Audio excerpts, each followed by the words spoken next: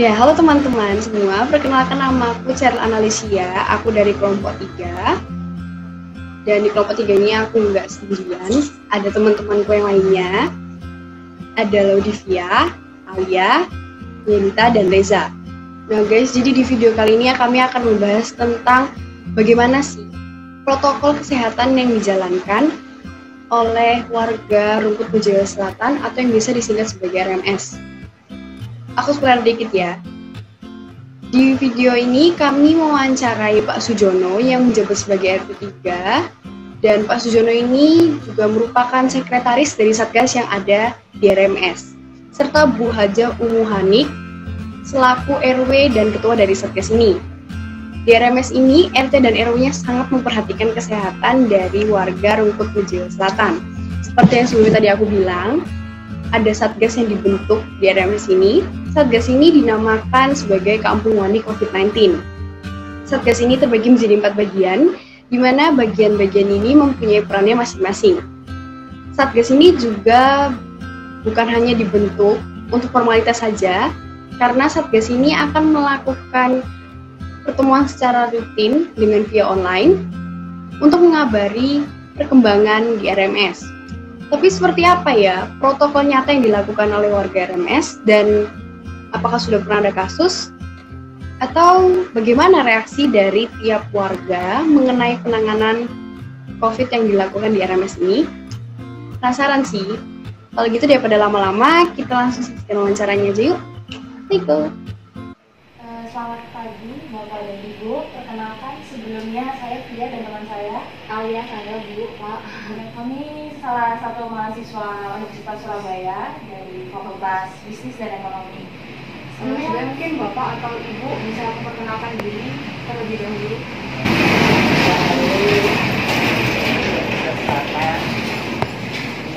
Sekretaris RW merangkap ketua RT 3. Sebelumnya Pak, kami juga ingin berterima kasih karena Bapak dan Ibu sudah bersedia meluangkan waktunya untuk menjadi narasumber kami, dan di sini kita mau menanyakan beberapa pertanyaan Pak. Ya, jadi pada saat COVID ini muncul pertama kali, saya pikir semua orang juga nggak tahu apa yang harus dilakukan, karena protokolnya juga nggak ada. Kita semua meraba-raba apa yang harus saya lakukan, ya, sampai kemudian muncul dari kelurahan. Kalau inisiatif pribadi dari RW, kita memberlakukan waktu PSBB pertama kali yang di Surabaya, kita perlakukan jam malam. Malam itu jam 8 itu portal harus ditutup sampai jam 5 lagi, kita ada suratnya semua. Yang kedua, kita membatasi akses orang yang keluar masuk, terutama pedagang. Kalau pedagang itu kan ada yang hijau itu, terus jual tawa, jual itu kan mobilitasnya tinggi sekali mereka. Dia tidak hanya jual di kita, tapi jual di luar. Itu kita batasi, kita pilih orang-orang yang memang bisa menjalankan protokol kesehatan dan memang dibutuhkan sama warga. Saya butuh hijau ini, saya butuh ini. Kalau GrabFood sama apa itu kan makanan, kita kasih masuk. Paket juga begitu kan, risikonya masuk yang paling rendah sama masing-masing. Nah itu kita jalanin semuanya di RW1. Itu pertama kali kita mengamankan warga kita, karena 85% warga RW1 itu lansia. Berarti tingkat risiko di COVID-nya sangat tinggi. Itu langkah awal yang kita lakukan adalah melakukan pembatasan orang yang keluar masuk yang ada di RW1. Nah, setelah itu barulah tampak muncul yang namanya Kampung Wani COVID-19. Kita dibentuk Satgas.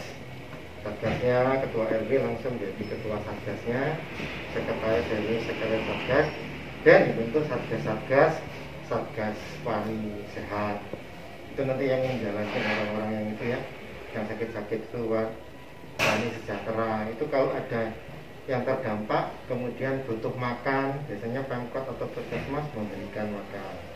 Satgas Wani Joko itu menjaga pos-pos di depan. Pos di depan itu kita memang tidak dijaga warga ya, kita punya security satu shift, 3 shift gitu ya, 3 shift, masing-masing shift itu 4 orang security dan ada beberapa satgas yang mendampingi untuk mensosialisasikan, mengatakan bahwa ada pembatasan dan macam-macam. Yang terakhir ada Satgas Wani Ngandani. Satgas Wani Ngandani itu kan ini struktur yang dibuat sama Pemkot ya. Satgas Wani Ngandani itu kita mengedukasi kepada masyarakat bahwa harus pakai masker, cuci tangan. Memang ada keterbatasan ya, keterbatasan. Ya kita memang sudah ngasih tempat cuci tangan yang gitu. Terus kemudian kita, yang penting kita maskernya yang harus kita prioritaskan. Ya itu sebabnya karena jumlah penjual yang masuk sangat sedikit. Cuma berapa, 75 atau berapa ya. Itu lebih mudah kita ngobrol. Maskernya apa? Tolong jaga jarak. Itu lebih mudah. Karena yang lain nggak bisa masuk. Sampai kemudian Satgas ini dikasih akses ya sama Pemkot, ketua RW-nya lewat website lawan COVID-19 bisa dapat edukasi RW. Hanya ketua RW yang bisa buka.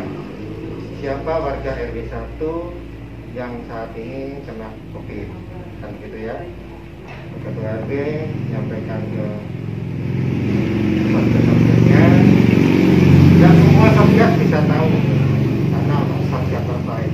Karena apa yang kita lakukan bukan untuk menyebarkan bahwa warga saya kena COVID, tapi kita melindungi warga itu, mengamankan dia akan mendapatkan kesembuhan. Enggak kita sebar semua satgasnya, banyak beberapa yang memang ada hubungannya, yang tahu website ya. Kita website itu sudah muncul RW 1 atau itu dari dinas kesehatan. Itu yang kita tracing, kita tanya gimana? Oh ya saya sudah sembuh Pak. Kalau begitu bisa tahu enggak PCR swabnya negatif? Nah, itu kita minta, kita foto bahwa mereka sudah benar-benar sudah oke. Nah di kemudian hari Satgas apa itu? Website ini terus berjalan sampai kemudian apa? Jumlah orang kita sedikit ini ya. Terus kita laporkan, kita kerjasama sama Puskesmas. Karena ujung tombaknya sebetulnya Puskesmas. Kalau kita sendiri kan nggak pernah tahu bagaimana protokol SOP-nya untuk menangani pasien yang sakit itu. Itu yang tidak bisa ya. Ada warga kita yang memang sakit, kita memang laporkan ke Puskesmas. Puskesmas ini ada warga sekian yang ini, tolong di trace. Tracingnya bukan hanya kepada yang sakit, tapi juga ke warganya. Warganya mau diapakan ini? Disuruh tes rapid atau bagaimana, macam-macam. Nah, setelah Puskesmas melakukan operasionalnya, itu kita sudah serahkan sama mereka. Karena apa? Karena kalau memang warganya memang tidak mampu, baru kita turun tanya, apakah perlu dikasih makan, pemakanan? Kan saya sudah menyediakan. Tapi ya kalau warga kita yang rata-rata memang tidak mampu ya, mungkin atau itu sudah diserahkan kepada kita, koordinasi sama mereka.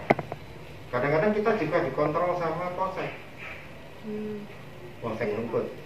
Pak, bagaimana ini orang yang sakit ini? Nah kita harus bisa jawab. Oke, kita carikan. Kita biasanya menunjuk.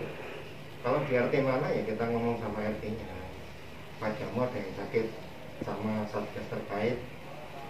Mereka datang ke tempat itu, tanya, oh ya ini masih di mana sampai. Terus ditindaklanjuti terus sampai kemudian munculnya swabnya sampai negatif.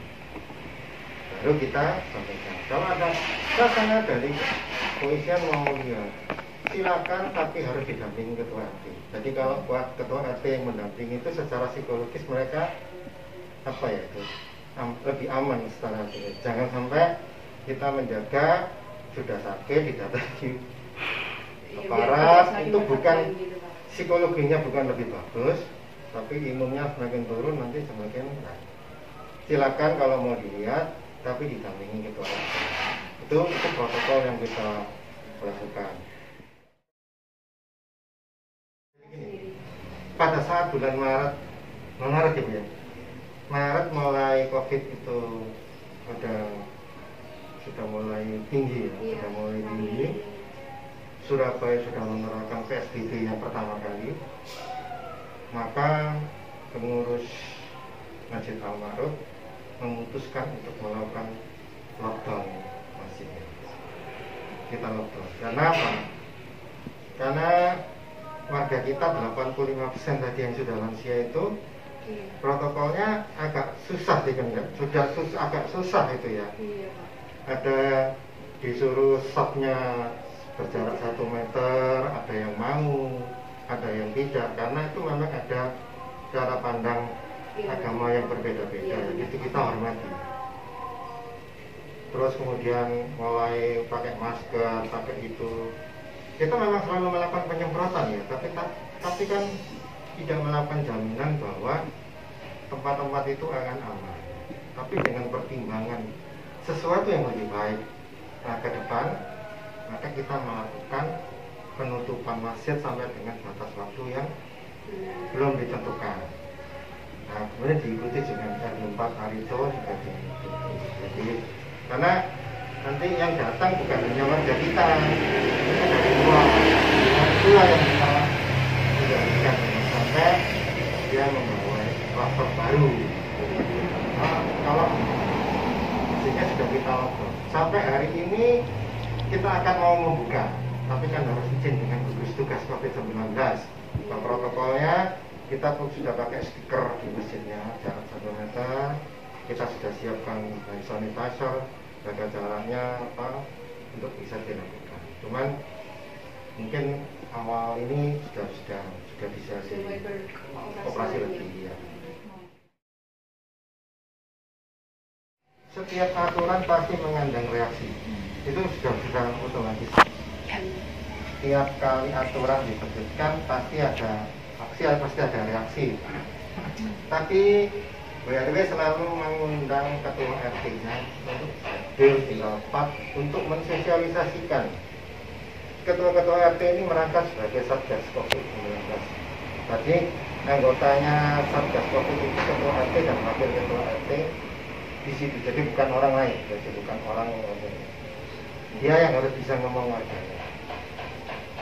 Kita buatkan surat ditujukan ketua RT menggandakan suratnya itu dibagikan kepada warganya.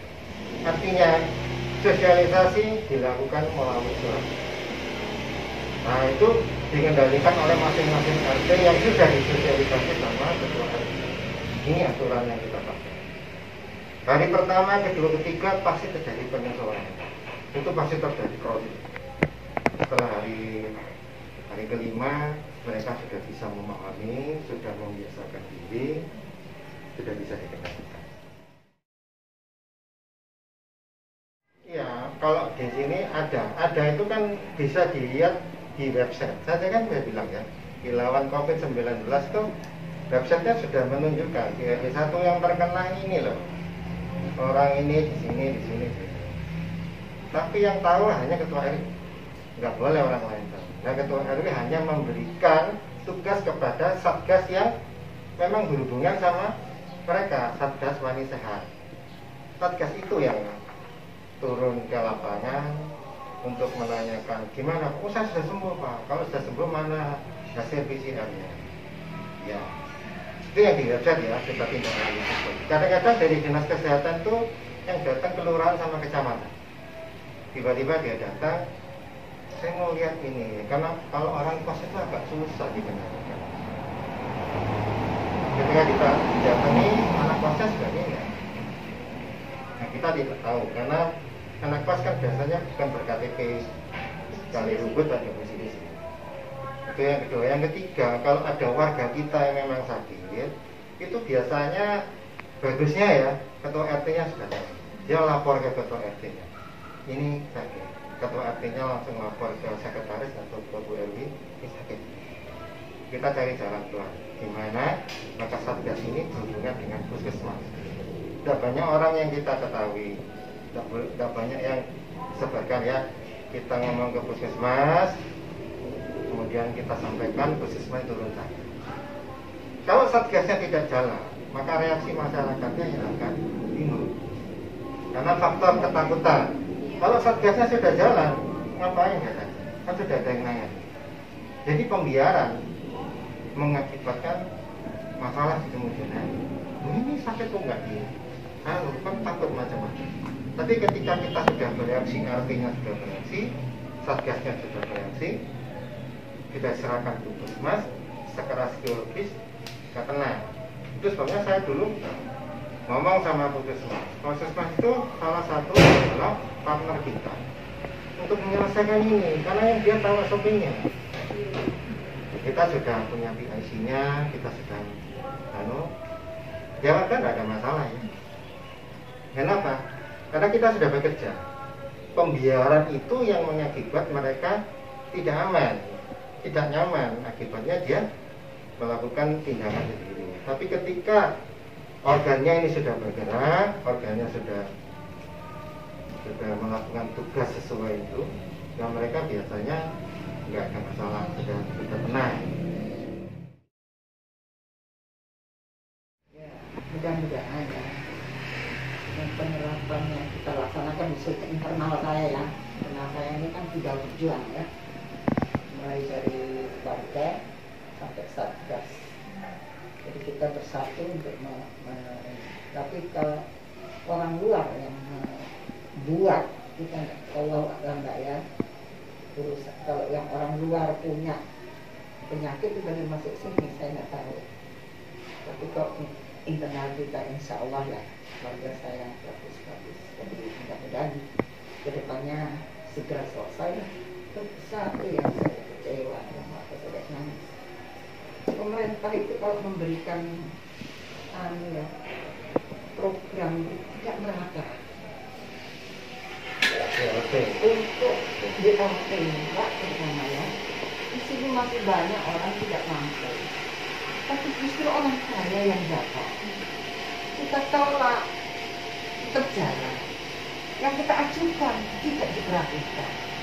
Jadi tidak sinergi antara pemerintah sama warga. Semoga aja vaksinnya sempurna bisa dilakukan. Teman, saya tidak tahu lah nanti vaksinnya bagaimana, tapi kita semua berdoa agar vaksinnya jalan dengan baik. Selamat pagi, salam sejahtera saya ucapkan untuk kita semua. Pada hari ini saya akan menyampaikan sedikit pidato yang membahas mengenai kasus infeksi virus COVID-19 yang setiap harinya bertambah jumlah korbannya di Indonesia. Nah, sebagaimana kita tahu, virus COVID-19 ini merupakan penyakit yang disebabkan oleh virus dari golongan coronavirus, yaitu SARS, yang sering juga kita sebut dengan virus corona. Virus COVID-19 ini awalnya ditemukan di kota Wuhan di Cina. Namun, proses penyebarannya ke puluhan negara itu sangat cepat hanya dalam beberapa bulan. Nah, menurut data yang saya dapat pada tanggal 25 September 2020 dari merdeka.com, total konfirmasi positif COVID-19 adalah sekitar 266.845 orang, di mana total pasien sembuh 196.000 orang, dan total korban yang meninggal menjadi 10.218 orang, yang dimana pada satu hari korban positif COVID-19 bertambah 4.000 per harinya. Pemerintah pun menghimbau masyarakat dengan melakukan PSBB dan melakukan kegiatan work from home. Namun tidak semua masyarakat bisa menerima karena menurut mereka tidak bisa bekerja dan tidak ada uang untuk keperluan hidup. Jadi, menurut saya upaya paling mudah yang bisa kita lakukan dengan cara yang sederhana namun sangat efektif untuk mencegah potensi masuknya virus dan bakteri dengan menggunakan masker jika berpergian, hindari kerumunan orang karena sampai sekarang belum diketahui orang yang positif namun tanpa gejala, sering mencuci tangan dengan air dan sabun, dan langsung membersihkan diri ketika sampai di rumah. Demikian pidato saya tentang upaya mencegah penyakit COVID-19. Kita tidak perlu panik dengan hal ini, melainkan harus semakin waspada, karena cepat atau lambat vaksin untuk COVID-19 akan ditemukan.